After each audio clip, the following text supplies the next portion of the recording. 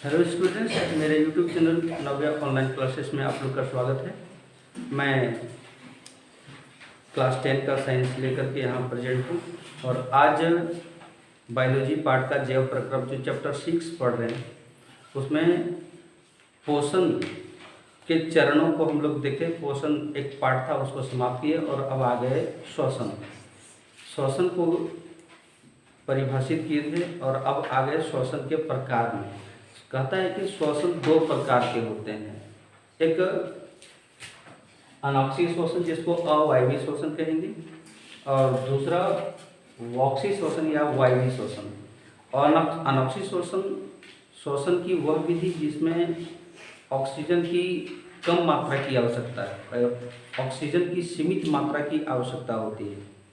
अनॉक्सी श्वसन में कम ऑक्सीजन के वजह से ग्लूकोज का आंशिक निम्नीकरण होता है, यानी ग्लूकोज जो छोड़ते हैं वो लैक्टिक अम्ल में बदल जाते हैं। आंशिक निम्नीकरण के फलस्वरूप लैक्टिक अम्ल में रूपांतरित होता है और ऊर्जा की मात्रा कम प्राप्त होती है। मतलब कि ऑक्सीजन की कमी के वजह से जो शोषण होता है उसमें ऑक्सीजन कम प्राप्त करने की वजह से ऊर्जा कम प्राप्त होती है और ग्लूकोज का आंशिक निम्नीकरण के बाद लैक्टिक अम्ल होता है और यही लैक्टिक अम्ल का स्राव होने से हम लोगों को थकान आती है, जोड़ों में जकड़न महसूस होती है, इसी लैक्टिक अम्ल की वजह से। दूसरा ऑक्सी श्वसन क्या है कि ऑक्सी श्वसन ऑक्सीजन की उपस्थिति आवश्यक है और ये ऑक्सीजन की उपस्थिति पर्याप्त मात्रा में होने की वजह से ग्लूकोज का पूर्ण रूपेण निम्नीकरण होता है, जिसके फलस्वरूप कार्बन डाइऑक्साइड और जल बनते हैं। तो इस प्रकार श्वसन के दो विधि और दोनों का विश्लेषण इस प्रकार हुआ।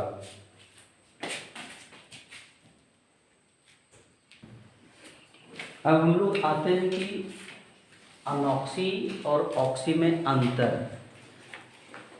परिभाषा के अनुसार हम अंतर दिखाने का प्रयास किए हैं तुम लोग को। कॉलम बना लिए पहले कि एक तरफ अनॉक्सी श्वसन और ये ऑक्सी श्वसन। परिभाषा में लिखाए थे कि अनॉक्सी श्वसन ऑक्सीजन की कम मात्रा में संपन्न होती है, नहीं तो ऑक्सीजन की सीमित मात्रा, कम मात्रा मतलब सीमित मात्रा चाहिए ऑक्सीजन का, जबकि ऑक्सी श्वसन में ऑक्सीजन की पर्याप्त मात्रा होनी चाहिए। एक तो अंतर यहाँ हो गया, अनॉक्सी श्वसन में ऑक्सीजन की कम मात्रा और ऑक्सी श्वसन में ऑक्सीजन की पर्याप्त मात्रा की आवश्यकता होती है। अब ऑक्सीजन की कम मात्रा की वजह से ग्लूकोज का निम्नीकरण होता है, तो आंशिक निम्नीकरण होता है अनॉक्सी श्वसन में, जबकि ऑक्सी श्वसन में जब संपूर्ण ऑक्सीजन अगर पर्याप्त मात्रा में मिल जाए तो उसका ऑक्सीकरण में कोई प्रकार का कमी नहीं होती है और ग्लूकोज का संपूर्ण निम्नीकृत माने संपूर्ण निम्नीकरण हो जाता है ग्लूकोज का। यह दूसरा अंतर हो गया, ऑक्सीजन की सीमित मात्रा, ऑक्सीजन की पर्याप्त मात्रा, ग्लूकोज का आंशिक निम्नीकरण और ग्लूकोज का संपूर्ण निम्नीकरण। ठीक है। तीसरा पॉइंट देखिए कि इसमें ग्लूकोज टूटने पर लैक्टिक अम्ल बनाता है। ये लैक्टिक अम्ल यानी C3H6O3, याद रखना एकदम इजी है। ग्लूकोज का होता है क्या, C6H12O6। ग्लूकोज का क्या होगा, C6H12O6 नहीं। और लैक्टिक अम्ल के लिए हम देखें क्या, C3H6O3 में टूटता है, आंशिक विखंडन होने की वजह से लैक्टिक अम्ल। ये जानते हो लैक्टिक अम्ल के स्राव जब हम लोग बहुत तेज़ी से दौड़ लगाते हैं या तो काम करते हैं, नहीं तो हमारे शरीर के जोड़ों पर दर्द होने लगता है, नहीं, इसलिए कि वहाँ लैक्टिक अम्ल का स्राव इसलिए हो जाता है कि जब हम लोग कोई काम करते हैं या दौड़ते हैं ना, तो पर्याप्त मात्रा में ऊर्जा खपत होती है और शीघ्र उतनी ऊर्जा को प्राप्त करने के लिए पर्याप्त मात्रा में ऑक्सीजन चाहिए। जब हमारे शरीर को संपूर्ण ऑक्सीजन नहीं मिल पाता है तो ग्लूकोज का आंशिक विखंडन होता है हमारे शरीर के अंदर और लैक्टिक अम्ल का स्राव होता है। ये लैक्टिक अम्ल का स्राव होने से जोड़ों में दर्द होती है, जो बाद में फिर से पुनः जब थोड़ी देर तक हम लोग आराम करते हैं ना, तो आराम करते हैं तो फिर से ऑक्सीजन लैक्टिक अम्ल को मिल जाता है और उसका विखंडन होकर के पुनः हमारा जो जकड़न है और दर्द है वो समाप्त हो जाता है। रेस्ट करने के उपरांत ऐसा होता है, तो वही लैक्टिक अम्ल है हमारा। तो देखे थे 7th क्लास या 8th क्लास में कि हम लोग जब दौड़ते हैं या दौड़ लगा करके बैठते हैं तो हमारे जोड़ों में दर्द क्यों महसूस होती है? नहीं, खास करके जांघ में दर्द होने शुरू हो जाता है, जकड़न होने लगता है, तो यही लैक्टिक अम्ल के स्राव की वजह से ऐसा होता है। तो लैक्टिक अम्ल का स्राव हुआ। जबकि ऑक्सीश्वसन में क्या है कि यहाँ ऑक्सीजन टूट कर संपूर्ण निम्नीकृत जब हो जाता है ना, तो ऑक्सीजन टूट करके इसमें कार्बन डाइऑक्साइड और जल बना देता है। जो कि देखे थे हम लोग उसको जब श्वसन का परिभाषा लिखाए थे ना, तो उसमें ये बस सूत्र नहीं लिखाए थे कि C6H12O6 प्लस यहाँ पर O2 किए थे, ठीक है। तो क्या बना था यहाँ पर CO2 प्लस H2O बना था और उधर एनर्जी था, ऊर्जा था, है कि नहीं? ये चीज ठीक है। तो यही चीज कि ग्लूकोज का पूर्ण रूपन ऑक्सीकरण के फलस्वरूप कार्बन डाइऑक्साइड और जल बनता है। और साथ में ऊर्जा भी प्राप्त होती है, पर्याप्त मात्रा में ऊर्जा प्राप्त होती है। जबकि अनॉक्सिक श्वसन में ऊर्जा की मात्रा कम प्राप्त होती है, माने सीमित ऊर्जा प्राप्त होती है। क्यों? क्योंकि ग्लूकोज का संपूर्ण निम्नीकरण नहीं हो पाता है। जबकि ऑक्सी श्वसन में ऊर्जा की पर्याप्त मात्रा, अब कितनी ऊर्जा प्राप्त होती है? अनॉक्सिक श्वसन में ऊर्जा की जो मात्रा होता है वो 8 ATP, एड्रेनल ट्राइफॉस्फेट, इसका वही फुल फॉर्म था ना, जो कि हम लोग देखे थे 9th क्लास में। माइटोकॉन्ड्रिया में इस ATP ऊर्जा उत्पन्न होती है, इसलिए उसको ऊर्जा गृह कहा जाता है, बिजली का घर या पावर हाउस। 9 में था ना ये चीज़, तो वही ATP तो है इसमें। तो इस अनॉक्सिक श्वसन में क्या ऊर्जा का ATP मात्रा 8 ATP बनता है, माने सीमित मात्रा बनता है, इसलिए तो हमको कम ऊर्जा मिल पाती है। और जबकि ऑक्सी श्वसन में ATP का 36 के अणु के रूप में प्राप्त होते हैं, मात्रा में प्राप्त होते हैं। तो देखें ऑक्सी अनॉक्सी के बीच अंतर और उसको परिभाषा भी हम लोग देख लिए। अब आगे बढ़ते हैं दूसरे टॉपिक में। ये टॉपिक क्या करता है कि विभिन्न पथों द्वारा ग्लूकोज का विखंडन। हमने अनॉक्सी और ऑक्सी श्वसन में देखे थे कि अनॉक्सी में ऑक्सीजन की अनुपस्थिति, यानी ऑक्सीजन की अनुपस्थिति नहीं, अनुपस्थिति की कमी से ग्लूकोज का आंशिक विखंडन होना, नहीं। और ऑक्सी में देखे थे कि ऑक्सीजन की उपस्थिति में ग्लूकोज का पूर्ण विखंडन होना, निम्नीकरण, विखंडन, निम्नीकरण, ठीक है। तो इस प्रकार का हमने एक डायग्राम बनाया। क्या है कि ग्लूकोज को हमने लिया और ग्लूकोज जब लिए तो कितना लिए? 6 कार्बन अणु। ग्लूकोज जो होते हैं वो क्या होते हैं? C6H12O6 होते हैं, को हमने लिया, ठीक है। तो कार्बन के कितने अणु हो गए यहाँ? 6 अणु। ये ग्लूकोज जो हम लोग लिए वो कहाँ चला गया? कोशिका द्रव्य में नहीं, कोशिका के ये जो अंगक है ना, ठीक है, कोशिका के विभिन्न अंगकों में से हम लोग 9 में बहुत देखे थे। उसमें से सबसे पहले देखे थे कि कोशिका झिल्ली, जिसको हम लोग प्लाज्मा झिल्ली कहते हैं, फिर कोशिका द्रव्य, फिर केंद्रक झिल्ली, फिर गोल्जी का उपकरण देखे थे, माइटोकॉन्ड्रिया देखे थे, लाइसोसोम देखे थे, हैं? ये सारा देखे थे कि नहीं? तो उसी में से ये कोशिका द्रव्य में चला गया। कोशिका द्रव्य में ये टूट करके पायरुवेट बनाता है, जिसमें कार्बन 3 वायु के अणु बनाते हैं। 3 वायु के अणु बना करके ये पायरुवेट जो है वो 3 भागों में बट गए। अब इस ग्लूकोज का होता क्या है?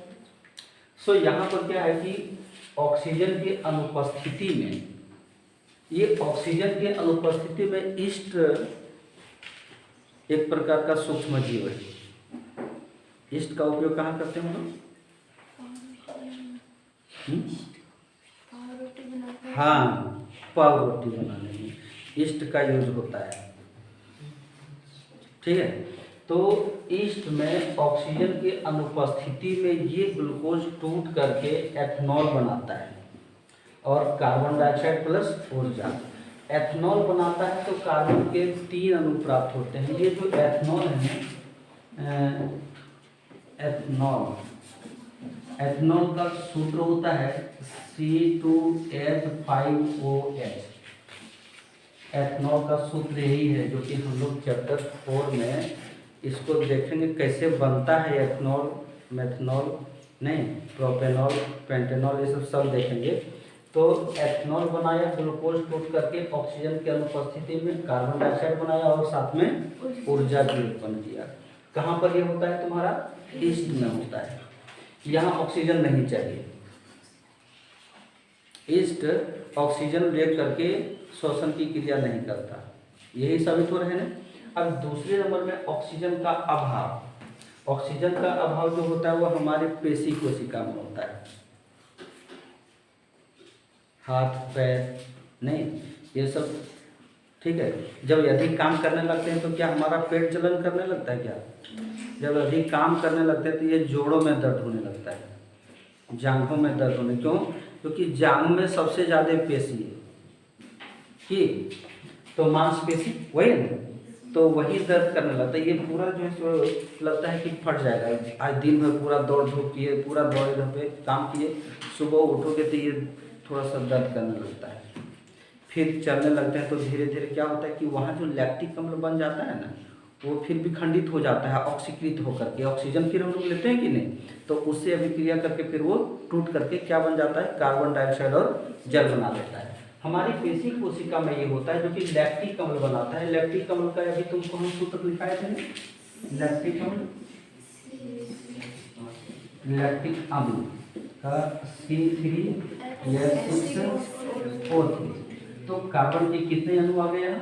3 अणु आ गए। तो कार्बन के 3 अणु वही 3C अणु लिखे हुए हैं, बनाता है और साथ में ऊर्जा। यहाँ ऊर्जा का सीमित मात्रा प्राप्त होती है नहीं, और ऊर्जा का सीमित मात्रा प्राप्त होने के वजह से हमारे पैरों में जकड़न होती है और दर्द होता है, जोड़ों में, शरीर में, पेशी में। ठीक है, तो ये हमारी पेशी कोशिका में होता है। जब हम अंतर जब लिखाए थे ना, तो अंतर में अवायवीय श्वसन जिसको लिखाए थे, अनॉक्सी श्वसन जो लिखाए थे, उसमें ये वाला पॉइंट को लिख सकते हो कि श्वसन की यह विधि हमारी पेशी कोशिका में संपन्न होती है। और इसमें कार्बन के 3 अणु टूट करके भी खंडित होते हैं। अब चले आते हैं हम लोग ऑक्सीजन की उपस्थिति। ऑक्सीजन की उपस्थिति ये दोनों हमारे ही शरीर की कोशिका के अंदर होता है। ये होता है हमारे पेशी कोशिका में, और ऑक्सीजन की उपस्थिति कहाँ चाहिए? माइटोकॉन्ड्रिया में। माइटोकॉन्ड्रिया में एटीपी बनता है, 36 एटीपी है, ऊर्जा भी खंडित होता है, और साथ में क्या होता है कि कार्बन डाइऑक्साइड बनाता है, जल बनाता है, और साथ में पर्याप्त मात्रा में ऊर्जा मिलती है। ठीक है, ये डायग्राम को तुम लोग को शायद याद हो गया होगा अपने मन से। सोच के देखो ना कि ग्लूकोज को तोड़े जिसमें कार्बन के 6 अणु है, वो कोशिका द्रव्य में विखंडित होकर के पाइरूवेट बनाता है। ठीक है, पाइरूवेट फिर 3 भागों में विभाजित हो गया। एक ऑक्सीजन की अनुपस्थिति, एक ऑक्सीजन की कमी, और एक ऑक्सीजन की उपस्थिति। ऑक्सीजन की अनुपस्थिति जो होता है वो ईस्ट में होता है नहीं, और ईस्ट ऑक्सीजन की अनुपस्थिति से तो बोले ईस्ट में होता है, और इसमें क्या बनाता है? इथेनॉल बनाता है और कार्बन डाइऑक्साइड बनाता है। ऊर्जा की कम मात्रा मिलती है इसमें। एथेनॉल एक प्रकार का मादक पदार्थ है नहीं, शराब में इसका यूज होता है एथेनॉल का। इसका उपयोग देखेंगे, रासायनिक नाम, अनुसूत्र, शब्द बनाने की विधि को भी देखेंगे वहाँ पर चैप्टर 4 में। तो ये हो गया। फिर हम दूसरा में चले आए, ऑक्सीजन की कमी। पहले ऑक्सीजन की अनुपस्थिति कर दो, अब ऑक्सीजन का थोड़ा सा मात्रा लाओ। कहाँ पर? हमारे पेशी कोशिका में। हमारी पेशी कोशिका में ऑक्सीजन की कमी के वजह से ये ग्लूकोज का आंशिक विखंडन होता है, जिसके वजह से लैक्टिक अम्ल बनाता है।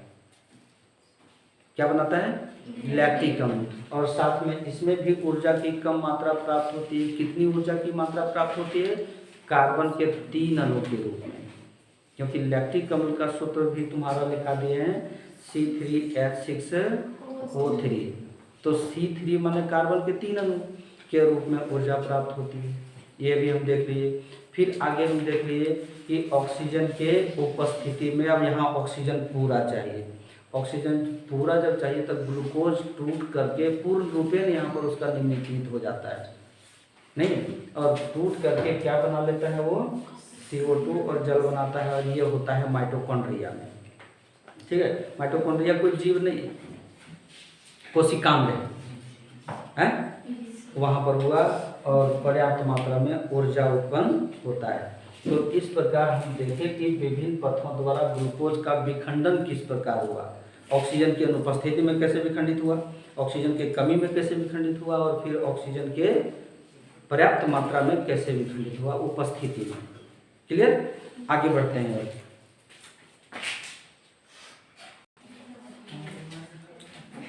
मानव श्वसन अंग का हम एक सिंपल सा एक फिगर देने का प्रयास किए हैं। हूबहू तो मिला नहीं सके, लेकिन लगभग इस प्रकार है कि यहाँ से शुरू होता है ये मुख और नासिका को, ये नाक वाला भाग और ये मुख है ना, दोनों आकर के एक साथ ज्वाइंट हो जाता है, तो फिर तुम्हारा अलग भी हो जाता है। वो ग्रास नली अलग हो गया, फिर श्वास नली अलग हो गया, नहीं, और वो कहाँ चला गया मिल करके ये फेफड़ा, ये भाग जो फेफड़ा का है। तो बीच में क्या है कि यहाँ पर गला है इस जगह पर, ठीक है, नहीं, और ये गला के नीचे जो आ रहा है वो लैरिंक्स है, जो तुमको दिखाया जा रहा है यहाँ पर बोर्ड में ना, लगभग उसी को हम लिखे हैं। और ये लैरिंक्स कहलाया और यहाँ ट्रिकिया किस कहलाया, ठीक है। ये फेफड़ा हो गया। बीच में यहाँ जो खाली गैप है ना, ये जगह हृदय का रहता है, जहाँ पर ब्लड का प्यूरिफिकेशन होता है और उसका पंपिंग होता है। जब तुम लोग को वाहन पढ़ाएंगे, यानी परिवहन जब पढ़ाएंगे ना, तो हृदय के कार्य को भी बताएंगे और ये फेफड़ा के साथ कैसे संलग्न रहता है वो चीज़ करता है। असल फेफड़ा में जो है ना गैसों का विनिमय होता है। क्या होता है कि ऑक्सीजन और कार्बन डाइऑक्साइड का वहाँ पर आदान प्रदान होता है। श्वसन की क्रिया में ऑक्सीजन लेते हैं, उस ऑक्सीजन को ये फेफड़ा क्या करता है कि बीच में जो हृदय है वो हृदय को दे दिया।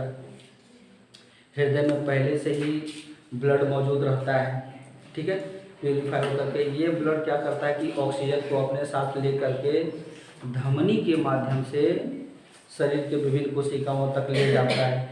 फिर वहाँ पर ऊर्जा उत्पन्न करता है, कार्बन डाइऑक्साइड बनाता है, और फिर शिराओं के माध्यम से फिर वो कार्बन डाइऑक्साइड युक्त रुधिर जो है वो फिर हृदय में आता है, और हृदय उसको पंपिंग करके किसको दे देता है, फेफड़ा को, और फेफड़ा को कहता है कि उसको बाहर कर दीजिए। यहाँ उसका जरूरत नहीं है, हमको चाहिए ऑक्सीजन, आप जो ऑक्सीजन लेकर के आए वो हमको दे दीजिए, और कार्बन डाइऑक्साइड जो हमारे पास है वो ले लीजिए और आप उसको नासिका गुहा के द्वारा बाहर कर दीजिए। तो ये जगह वहीं पर है, हृदय का स्थान। फिर यहाँ पर डायफ्राम है इस जगह पर, जहाँ पर खाली गैप है, क्योंकि वो खाली गैप इसलिए है कि फेफड़ा का फैलना और सिकुड़ना ये समय समय पर होते रहता है। जब हम लोग प्रश्वास या अधिवास करते हैं, श्वसन की क्रिया अंदर करते हैं फिर बाहर करते हैं, नहीं, तब ये वाला भाग जो है सो फैलता है और सिकुड़ता है। अपना ये देखो कि जब सांस भरते हैं तो ये फैल जाता है, सीना फैल गया, नहीं, और जब छोड़ते हैं तो ये फिर सिकुड़ जाता है। तो डायफ्राम का ये जगह है, वहाँ खाली जब नहीं रहेगा तो फैलेगा, सिकुड़ेगा कहाँ, सो वो जगह खाली रहता है, ये डायफ्राम है। इधर हम लोग चले आएँ कि ये जो भाग दिखाया गया इसको ब्रोंकस कहेंगे हम, नहीं, और ये जो दिखा गया इस तरह का उसको ब्रोंकियोलस कहेंगे, और ये वायु कोष्ठीय है। वायु कोष्ठीय माने इसी जगह से तुम्हारा कार्बन डाइऑक्साइड और ऑक्सीजन का आवागमन होता है, ठीक है। तो वायु कोष्ठीय कहलाया। और ये जो भाग है वो पैराइटल प्लूरा। तो इस प्रकार श्वसन का जो भाग है ना वो यहाँ पर समाप्त होता है। इसके जो संबंधित क्वेश्चन है उसको हम बताएंगे अगले क्लास में।